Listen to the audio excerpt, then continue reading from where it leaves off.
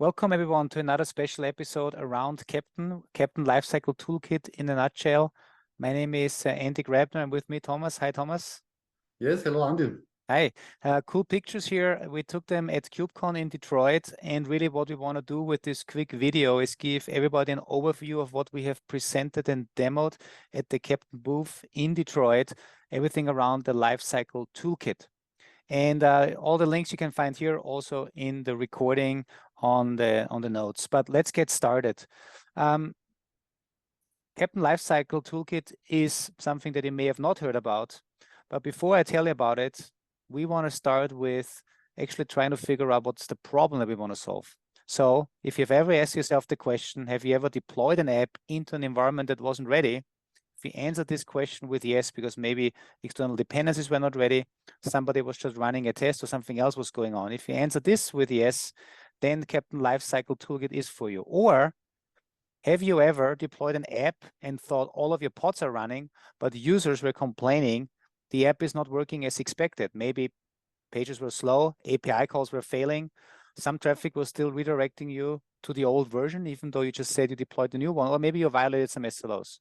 If you can answer this question with yes, if this ever happened to you, then the Keptn Lifecycle Toolkit is for you. Now, what is Keptn Lifecycle Toolkit? It's pipeline-less and Kubernetes native. This is big feedback we received from the first work we've done over the last 3 to 4 years with the first iteration of Keptn. But what does this really mean? Keptn is pipeline-less and Kubernetes native, and it helps you by stopping your deployments if one of these reasons happen. Your dependencies are not ready, your environment might be in a quarantine, you don't have enough error budget, and so on and so forth. And we're doing this Kubernetes native through pre-deployment tasks. So we are hooking into Kubernetes, and we can run these checks as pre-deployment tasks before Kubernetes deploys. But we're also validating your deployments to ensure that the app meets your SLOs after it's deployed. Your users can use the key features by maybe executing some synthetic tests. We can validate and reach out to your observability platform to figure out if you have not introduced any performance regressions. And what's really cool, we can also do things like inform everyone about successful or failed deployments. We're doing this through so-called post-deployment tasks. Now, Lifecycle Toolkit in action. What does this really mean? We wanted to make it as smooth and easy as possible for you. So we heard your feedback. Therefore, the Keptn Lifecycle Toolkit truly extends Kubernetes with application lifecycle awareness. That means you keep your tools that you're using right now for your GitOps-based deployments. You can see all of these: Jenkins, Azure DevOps, GitLab, Argo, Flux, whatever it is. Use your tools and deploy on your Kubernetes cluster. What you do with Keptn, you can define so-called day one tasks with simple scripts. Thomas will show you later in the demo. We allow you to write and define actions, or tasks as we call them. And now here's the magic.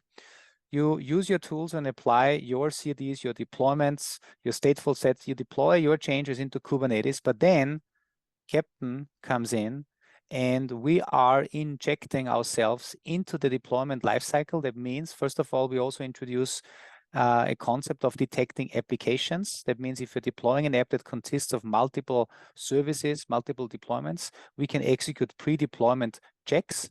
What would that be? For instance, we could check if your infrastructure is ready, if your external dependencies are there.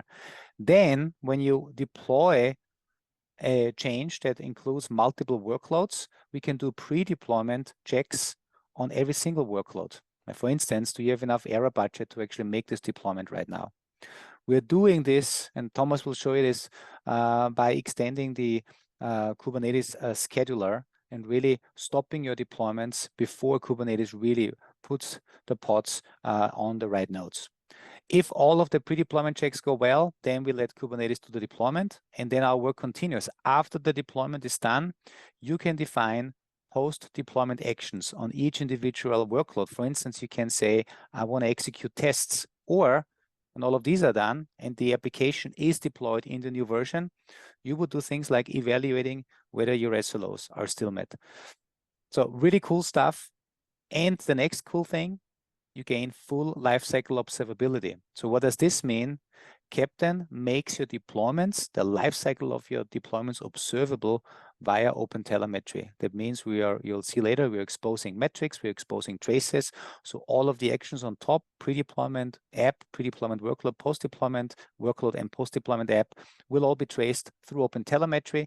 We also expose your metrics that you can use to bring back to your management. How often do you deploy? How many deployments are failing? And you can do and visualize all of this in the tool of choice. All right, this is kind of from my side, everything I wanted to say on what this is all about. Now, enough with the theory. Thomas, you take it over. Yes, thank you, Andy, for these great explanations. Now let's go a bit deeper into the technical part of the lifecycle controller. So when you want to use the lifecycle controller with your cloud native deployments, the first thing you have to do is you have to enable the lifecycle controller. And this can simply be done by annotating your namespace and telling the lifecycle controller that it should get aware of your application deployments. Furthermore, you are using the same deployments as you ever used and annotate them with Keptn annotations. So you tell the lifecycle controller how the workload is named, to which application it belongs, in which version it is present, and which pre- and post-deployment tasks it should execute. Furthermore, if you want to use applications, so if you want to bundle your workloads into one large application, you have to create an app manifest.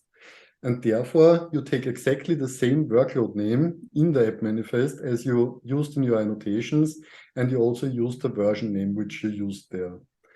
Furthermore, you can execute pre- and post-deployment tasks based on the application. So before the first workload gets deployed, and after the last workload of an application gets deployed. And this has also to be done in this app manifest. Furthermore, you have to define your tasks and evaluations. For instance, you can define an evaluation which is called post-deploy in my case, which is using Prometheus as a source. And I'll say I have one objective, which is called available CPUs. And I add a simple PromQL query, which simply checks if the evaluation target is below 1. Furthermore, I can define a Keptn task, which is named post-deployment hello. And you can define a simple TypeScript function, either inline of the custom resource definition. You could also use it outside, so store it on an HTTP server, but also use it in a config map.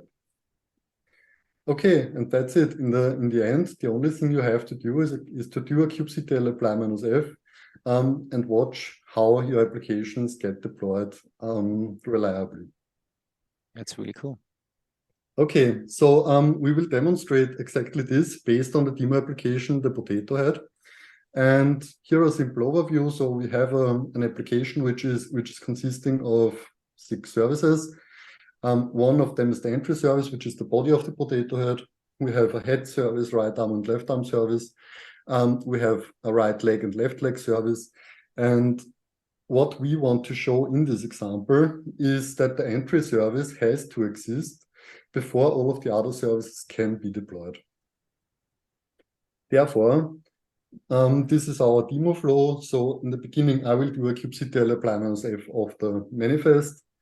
The lifecycle controller will do an application pre-deployment evaluation, which will check if enough CPUs are available. Furthermore, we will have some workload pre-deployment tasks, which will check if the entry service is already available.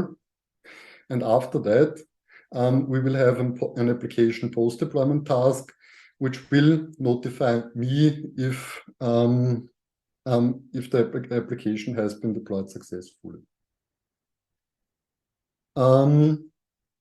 So I made some preparations up front to make this demo a bit faster.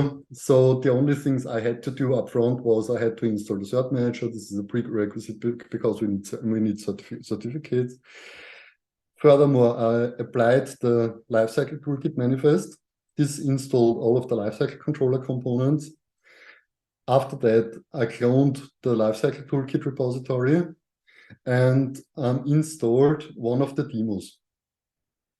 So this was more or less the demo we had on the KubeCon Northern America. And after that, I simply port forward to Grafana and import the Grafana dashboard. And this is where we go from now. So I will switch to my shell now. And what you see here is I have my demo directory here, and I have a base directory. And in this base directory, I have kind of my manifest. And this is exactly as we expected it before. So this is a simple Kubernetes manifest. We have services, we have deployments, and so on. We annotated our deployments either via the Kubernetes recommended labels or via the Keptn labels, so that the lifecycle controller is aware of what he should do. The second thing we have is we have an app manifest where we defined the whole application.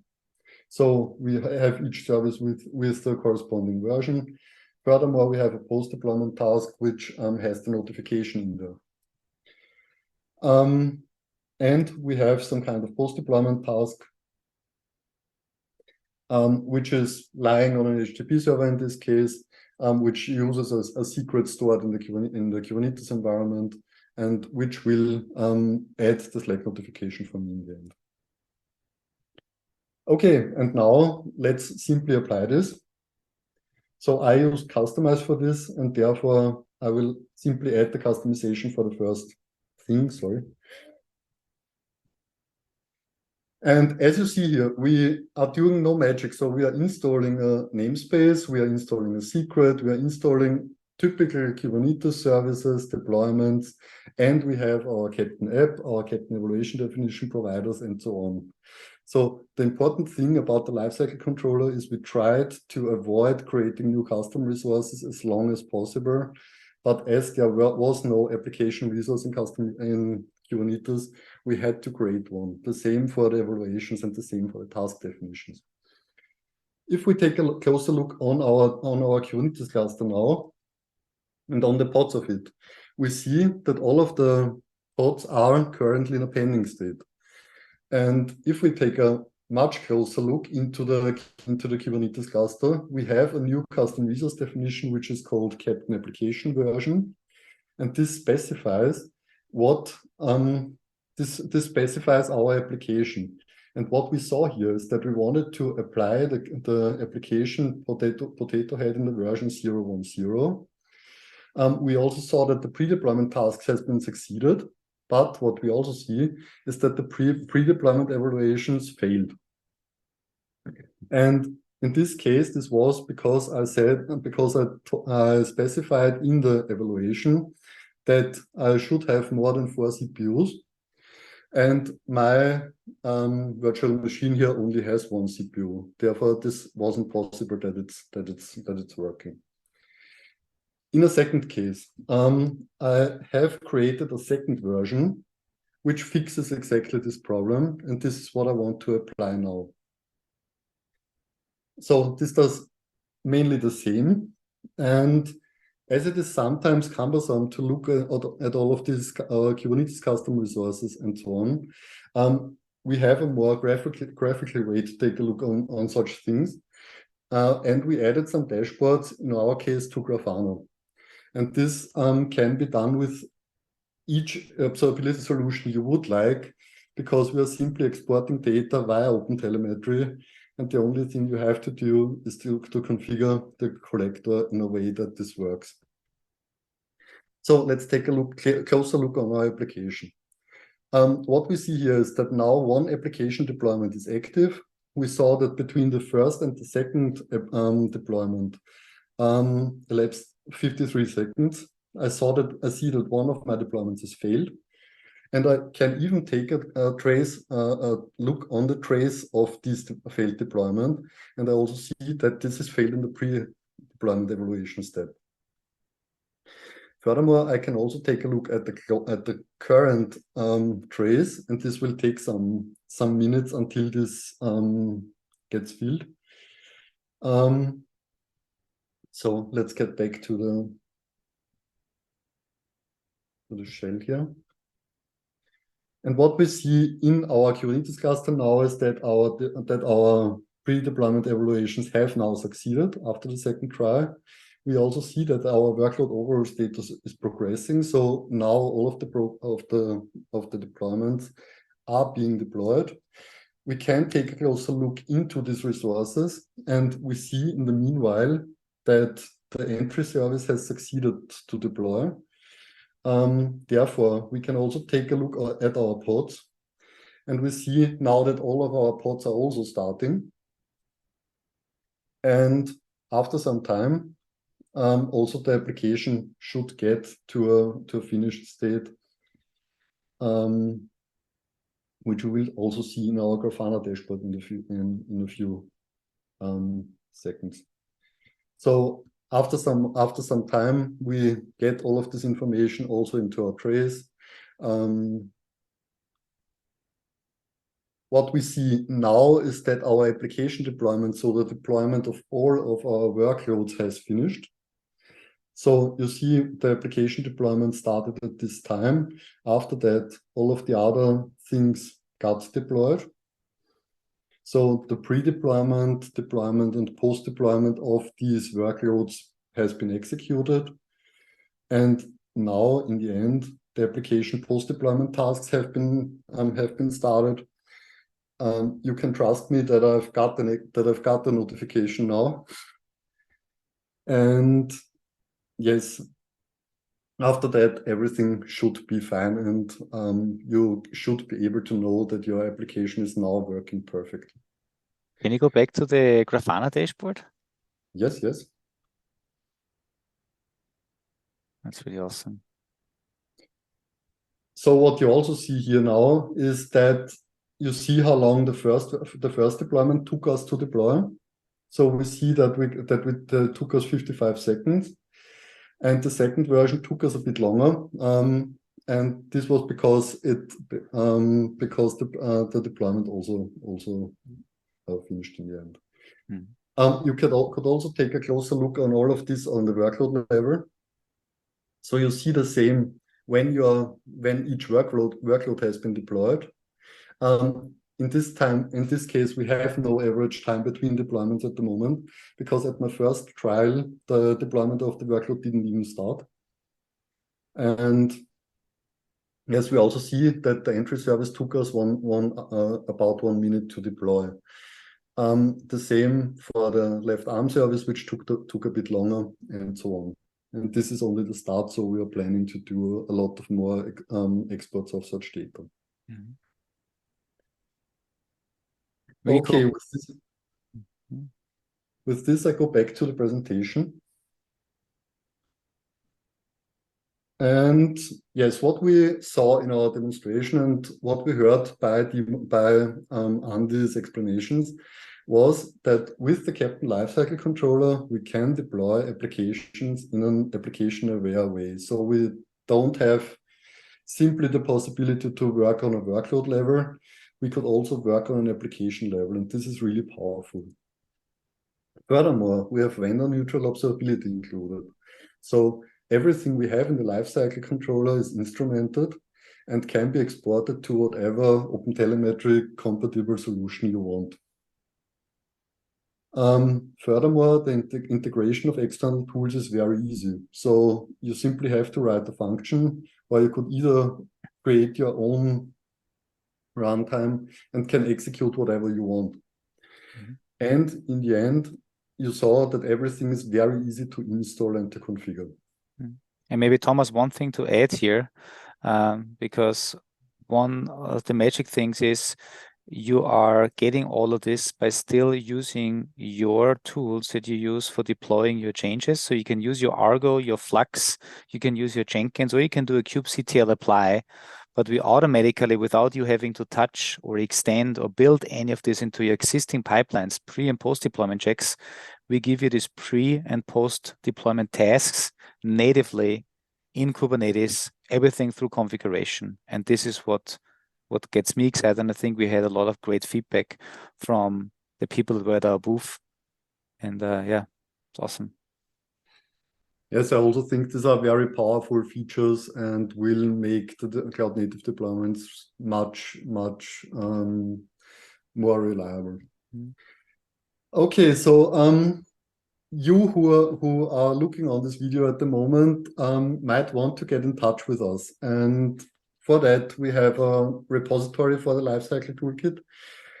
Furthermore, there is a working group which is mainly focusing on all of these application deployment things, which is the App Lifecycle Working Group.